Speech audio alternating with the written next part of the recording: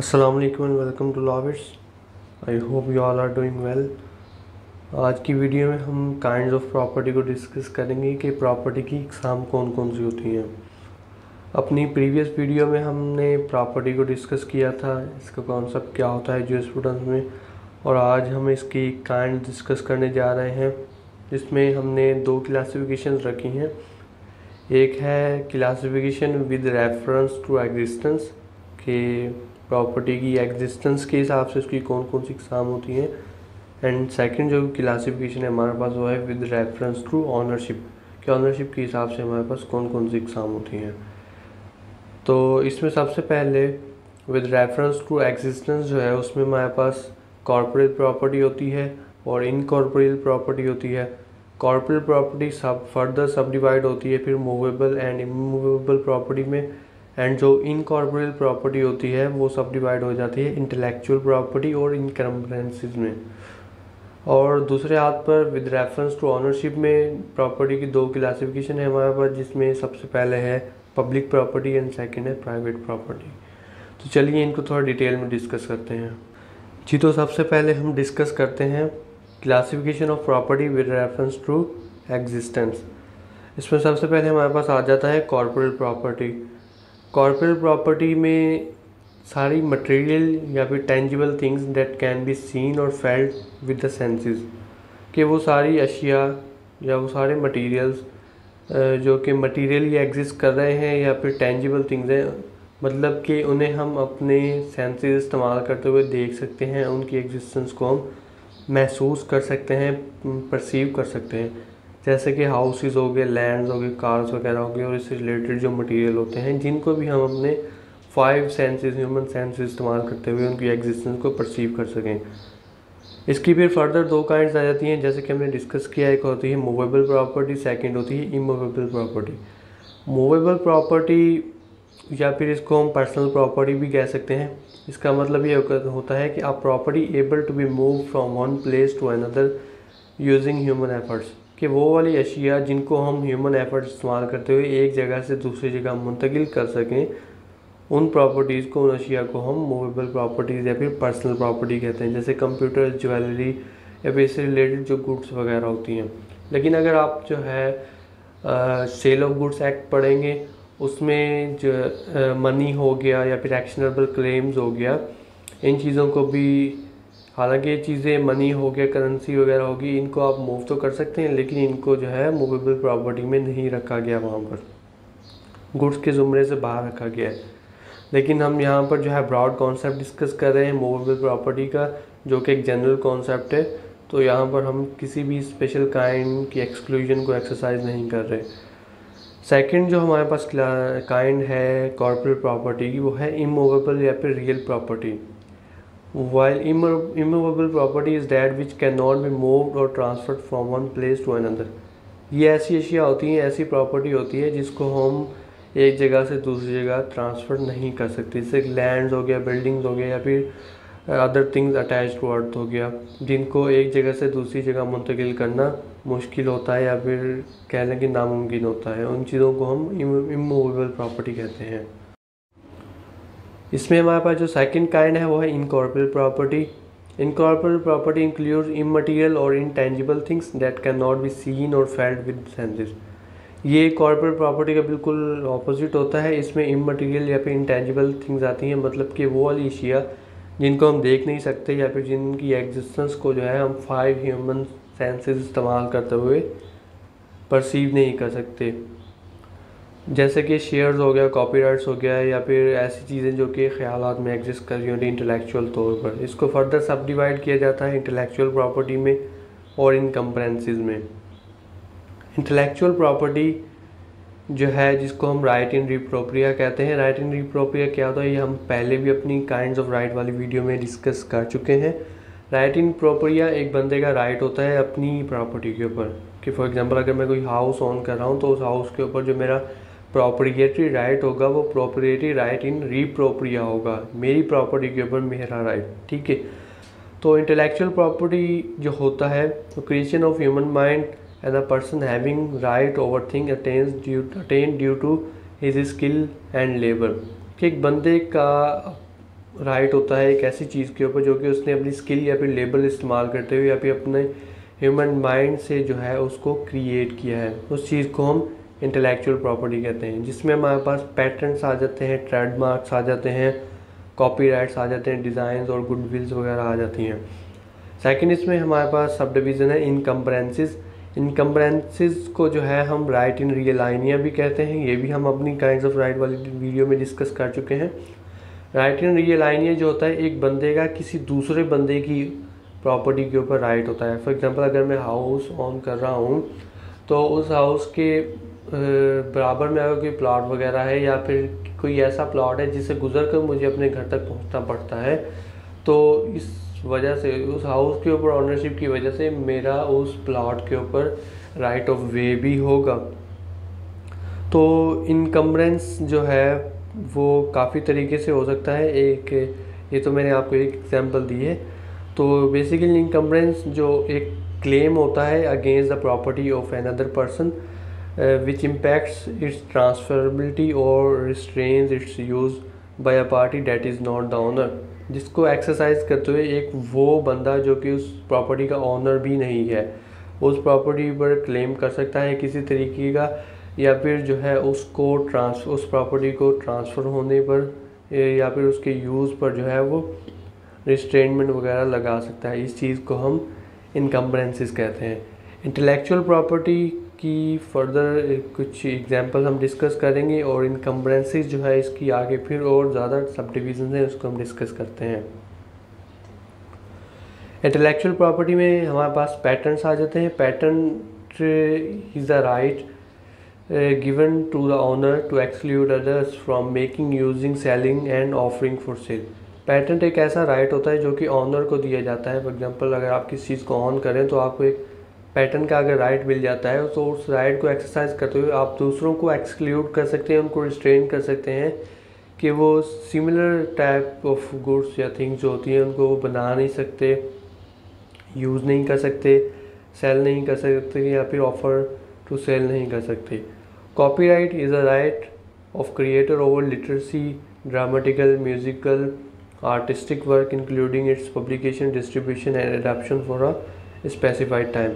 Copyright एक creator जो कि लिटरेसी वर्क या ड्रामेटिक, म्यूज़िकल या फिर आर्टिस्टिक वर्क करता है, तो इस वजह से उस बंदे का उस क्रिएशन के ऊपर जो भी उसने चीज़ बनाई है उसके ऊपर एक कॉपीराइट आ जाता है और कॉपीराइट को एक्सरसाइज करते हुए उस स्पेसिफिक चीज़ का मटेरियल का जो है वो पब्लिकेशन, उसकी डिस्ट्रीब्यूशन और उसकी जो है सेल वगैरह एडॉप्शन को एक स्पेसिफिक टाइम तक जो है वो रोक सकता है और दूसरों को इससे रोक सकता है वो।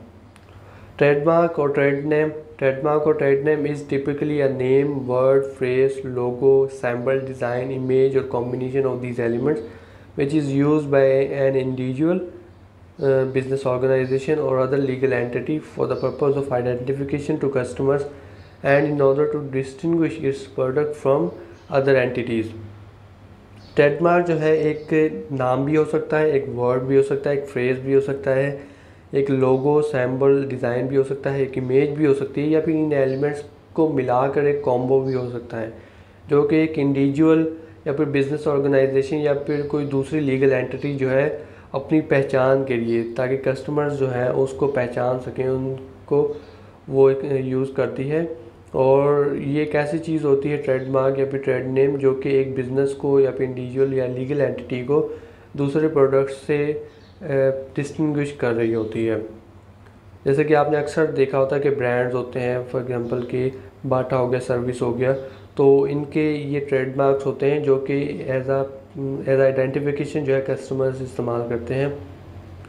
हमारे पास भी 4 इसमें काइंड है। गुडविल्स आ जाती हैं। गुडविल एक ऐसी reputation of a business due to its quality, services, benefits, history, location etcetera which is exclusive to its owner and is given as a testament of his hard work, skill and labour over the years. कि एक जो है आपके hard work की वजह से, skills की वजह से या फिर लेबर की वजह से आपको एक गुडविल मिल जाता है, एक ऐसी आप रेपुटेशन एक्वायर कर लेते हैं in terms of quality, services या फिर बेनिफिट, हिस्ट्री या फिर लोकेशन ऑफ योर बिजनेस की वजह से जिसको आप एक्सरसाइज करते हुए, जो कि राइट सिर्फ आपके ऊपर होता है और कोई दूसरा बंदा जो है इसको यूज़ नहीं कर सकता। इवन अगर दूसरा बंदा जो है इसको अगर एक्सरसाइज करने आता है या फिर आपका जो गुडविल है उसको ख़राब करने की कोशिश करता है सिमिलर चीज़ से, तो फिर आप उसके खिलाफ जो है अपना राइट एक्सरसाइज करके उसको एक्सक्लूड भी कर सकते हैं। सेकंड जो इनकॉर्पोरेट प्रॉपर्टी की काइंड है हमारे पास वो थी इनकम्बरेंसेस में फर्दर जो काइंड हैं हमारे पास इनकम्बरेंसेस, जैसे कि हमने पहले डिस्कस कर लिया कि राइट इन रियल लाइनिया होता है जो कि किसी दूसरे बंदे की प्रॉपर्टी के ऊपर राइट होता है। उसमें हमारे पास फिर फर्दर लीज आ जाते हैं, सर्विट्यूड्स आ जाते हैं, सिक्योरिटीज़ और ट्रस्ट आ जाते हैं। सर्विट्यूड की फर्दर 3 सब डिविजन्स आएंगे हमारे पास, जिसमें पब्लिक एंड प्राइवेट सर्विट्यूड आ गया, एपोर्टिनेंट या फिर एक्सेसरी एंड ग्रॉस सर्विट्यूड आ गया हमारे पास, पॉजिटिव एंड नेगेटिव सर्विट्यूड आ गया। सिक्योरिटीज़ में हमारे पास मॉर्टगेज एंड लीन्स आ जाते हैं। चलिए इनको थोड़ा डिटेल से डिस्कस करते हैं। लीज जो है it means transfer of a right of enjoyment. Lease अगर आप क्रिएट कर रहे हैं तो उस लीज क्रिएट करने की वजह से एक transfer of right of enjoyment जो है वो किसी दूसरे बंदे के पास ट्रांसफ़र हो जाता है, और जिसके पास ये राइट होता है वो उस चीज़ को, उस प्रॉपर्टी को पजेस भी कर सकता है और उसको एक लिमिटेड टाइम तक जो है इंजॉय कर सकता है। It is a transfer of the right to enjoy a property for a certain period by way of agreement, contract और बाय अ लीज डीड। इसको क्रिएट किया जाता है किसी एग्रीमेंट, कॉन्ट्रैक्ट या फिर स्पेसिफिक जो इसका डॉक्यूमेंट होता है लीज डीड, उसके ज़रिए, जिसके बाद आपके पास एक लिमिटेड टाइम के लिए राइट ऑफ एंजॉयमेंट और टू पजेस दैट थिंग आ जाता है। सेकंड इसमें हमारे पास है servitude. A servitude is a right over the immovable property of another, कि एक बंदे का किसी दूसरे बंदे की प्रॉपर्टी के ऊपर, इमूवेबल प्रॉपर्टी के ऊपर राइट हो, हालांकि वो बंदा ऑनर नहीं है। According to Salmond, right enjoyed by the owner of land over the land of another. Salmond के मुताबिक जो है सर्विट्यूड का मतलब होता है कि एक बंदे का एक ऑनर ऑफ लैंड का किसी दूसरे के लैंड के ऊपर, जो कि उसका नहीं है, उसके ऊपर राइट जो होता है वो इंजॉय करता है, उसको सर्विट्यूड कहा जाता है।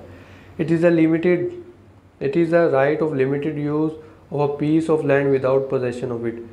For example right of way, right of way, right of light etc। ये कैसा राइट होता है, कैसा लिमिट के, जो कि स्पेसिफिक पीस ऑफ लैंड के ऊपर होता है, हालांकि आप उसको एक्चुअल में पजेस नहीं कर रहे होते, लेकिन आपके राइट जो है, right of way, right of air, right of line जो है, लाइट जो है एग्जिस्ट कर रहे होते हैं।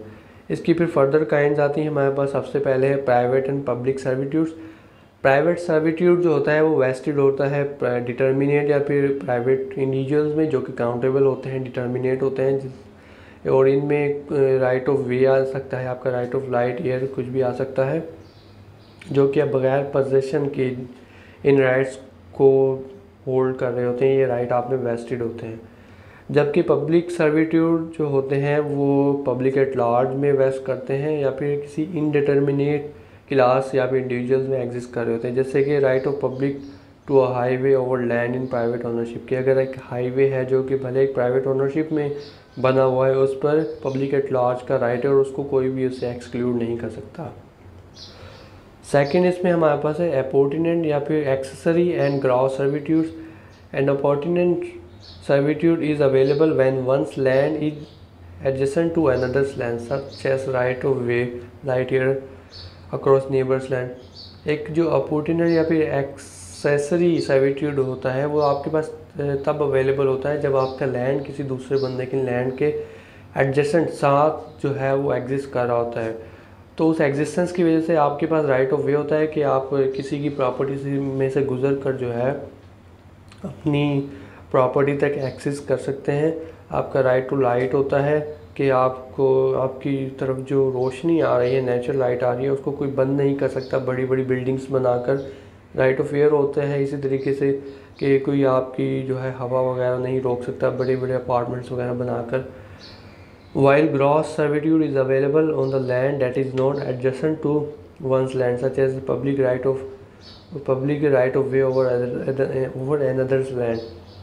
जबकि ग्रॉस सर्विट्यूड होता है वो उन सूरतों में एग्जिस्ट कर रहा होता है जब आपका लैंड किसी दूसरे बंदे के लैंड के एडजेसेंट एग्जिस्ट नहीं कर रहा होता है। जैसे कि एक पब्लिक होती है, कहीं से भी वो गुजर रही होती है, वो तो एक जो रास्ता बना होता है जो कि एक स्पेसिफिक टाइम से ऐसा वे यूज़ किया जा रहा है, भले वो किसी प्राइवेट ओनरशिप में है, तो लेकिन एक पब्लिक का राइट जो है वहाँ से बन जाता है, राइट ऑफ वे के उसको वो एक्सरसाइज कर सकती है। पब्लिक एंड नेगेटिव सर्विट्यूड, इसमें ड्यूटी एंड राइट वाला कॉन्सेप्ट है। अब public positive servitude is the positive right of using an others property. एक जो पॉजिटिव सर्विट्यूड होता है वो एक राइट होता है किसी दूसरे बंदे की प्रॉपर्टी को एक्सरसाइज करने का, जैसे कि राइट ऑफ वे हो गया। While negative servitude is a duty not to obstruct an others right. जबकि एक नेगेटिव सर्विट्यूड होता है किसी दूसरे बंदे के ऊपर ड्यूटी इम्पोज की जाती है कि आप जो है किसी दूसरे बंदे के राइट को ऑब्स्ट्रक्ट ना करें, उसमें कोई किसी भी किस्म की इंटरफेरेंस ना करें, जैसे कि किसी की लाइट या फिर एयर या फिर वे में इंटरफेरेंस ना करना। मतलब यहाँ पर ऑब्लिगेशन या फिर किसी ड्यूटी की बात हो रही है।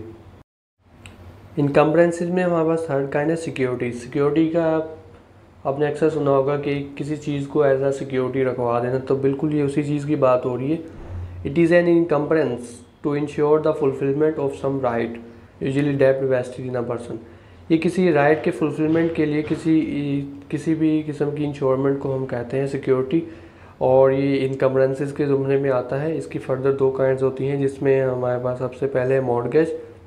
Mortgage is the transfer of interest in the immovable property for securing payment of a डेप्ट। किसी डेप्ट की पेमेंट को सिक्योर करने के लिए एक इमूवेबल प्रॉपर्टी में राइट ऑफ इंटरेस्ट को जो है वो ट्रांसफ़र करना, उसे हम मॉर्गेज कहते हैं। इसे बाय वे ऑफ कॉन्ट्रैक्ट बनाया जाता है, और जब डेप्ट जो है वापस रीपे हो जाता है तो मॉर्गेज ख़त्म हो जाता है, या फिर मॉर्गेज जो है हम दूसरे लफ्ज़ों में कहें तो ऑनर की तरफ वापस ट्रांसफ़र कर दिया जाता है, जो भी इंटरेस्ट वगैरह उसने अपने किसी दूसरे बंदे को ट्रांसफ़र किए होते हैं।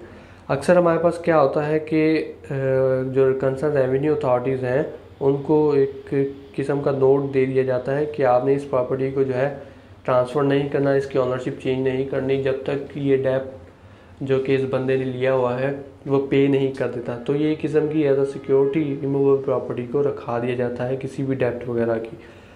उसके बाद हमारे पास लीन होता है। Lien it is a right to hold the property of another for the performance of an obligation. Lien जो होता है वो किसी दूसरे बंदे की प्रॉपर्टी को होल्ड करने का राइट होता है कि आप किसी दूसरे बंदे की प्रॉपर्टी को अपने पास रोक सकते हैं जब तक वो जो है किसी स्पेसिफिक ऑब्लिगेशन को या फिर किसी स्पेसिफिक ड्यूटी को परफॉर्म नहीं कर देता। लीन और मॉर्गेज में फ़र्क ये है कि लीन जो है वो मूवेबल थिंग्स पर होता है, और मॉर्गेज जो होता है वो इमूवेबल प्रॉपर्टी के ऊपर होता है। अगर आपने सेल ऑफ गुड्स एक्ट पढ़ा हुआ है तो लीन टर्म से आप बहुत अच्छे से वाकिफ़ होंगे। इसको bye operation of law create किया जाता है, मतलब एक रेमेडी है जो कि लॉ प्रोवाइड करता है। जबकि एक पार्टी फेल हो जाती है अपने प्रॉमिस परफॉर्म करने में, तो फिर लॉ जो है एक राइट ऑफ लीन दूसरी प्रॉपर्टी जिसका कि राइट इन्फ्रिंज हो रहा होता है उसको एक राइट ऑफ लीन दे देती है कि आप इस प्रॉपर्टी को तब तक परचेस करें जब तक आपके जो राइट है उसको पूरा नहीं किया जाता, या फिर दूसरे लफ्ज़ों में कहें कि जो आपके राइट की कॉरस्पॉन्डिंग ड्यूटी है किसी दूसरे बंदे के ऊपर इम्पोज की गई वो उसको परफॉर्म नहीं कर सकता, तब तक आप उस बंदे की किसी स्पेसिफिक या फिर जनरल गुड्स को जो है वो अपने पास रोक सकते हैं। इनकम्बरेंसेस में हमारे पास फोर्थ काइंड आ जाती है trust. A trust is the fiduciary relationship in which one party hold the property for the benefit of another. कि एक ऐसा फ्यूडेशरी रिलेशन जिसमें एक बंदा किसी दूसरे बंदे के बेनिफिट के लिए प्रॉपर्टी को होल्ड कर रहा होता है उसको हम ट्रस्ट कहते हैं। इसमें वो बंदा जो कि प्रॉपर्टी को होल्ड करता है किसी दूसरे बंदे के बेनिफिट के लिए उसको ट्रस्टी कहा जाता है, और जिस बंदे के बेनिफिट के लिए प्रॉपर्टी होल्ड की जा रही होती है उसको हम बेनिफिशियरी कहते हैं। तो ये सारी क्लासिफिकेशन तो हमारी होगी विद रेफरेंस टू एग्जिस्टेंस। अब हम देखते हैं विद रेफरेंस टू ऑनरशिप हमारे पास कौन कौन सी काइंड है। हमारे पास विद रेफरेंस टू ऑनरशिप में दो क्लासिफिकेशन है। सबसे पहले है पब्लिक प्रॉपर्टी, सेकंड है प्राइवेट प्रॉपर्टी।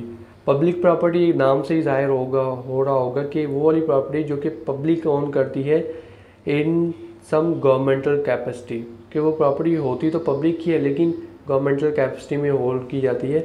या फिर दूसरे लफ्ज़ों में अगर कहें कि ये वो वाली प्रॉपर्टी होती है जो कि गवर्नमेंट ओन करती है और उसको यूज़ करती है पब्लिक के बेनिफिशियल यूज़ के लिए। जैसे कि एक गवर्नमेंट पार्क है तो उसको एक्सरसाइज करने का, उसको एंजॉय करने का हर पब्लिक के बंदे के पास राइट होता है। एक गवर्नमेंट अगर हॉस्पिटल है वो भी एक पब्लिक प्रॉपर्टी है, उसको भी प्रॉपर्टी के बेनिफिशियल यूज़ के लिए इस्तेमाल किया जाता है। प्राइवेट प्रॉपर्टी हो गया हमारे पास सेकंड काइंड है। प्राइवेट प्रॉपर्टी वो वाली प्रॉपर्टी होती है जो कि कोई पर्टिकुलर इंडिविजुअल, एक इंडिविजुअल या फिर एक से ज़्यादा प्राइवेट पर्सन या फिर इस जो डिटर्मिनेट इंडिविजुअल्स हैं उसको होल्ड कर रहे होते हैं। जैसे कि एक रेजिडेंशियल हाउस हो गया किसी बंदे का, या फिर ऑनर दो या दो से ज़्यादा भी हो सकते हैं। इसमें फिर ऑनरशिप आ जाती है कि ऑन बंदा सिंगली कर इंडिविजुअली कर रहा है या फिर जॉइंटली कर रहा है। तो ये थी हमारी classification with reference to ownership. I hope कि आपको वीडियो ये लेक्चर समझ आया होगा। Thank you for watching, stay tuned, जज़ाकुमुल्लाह खैर।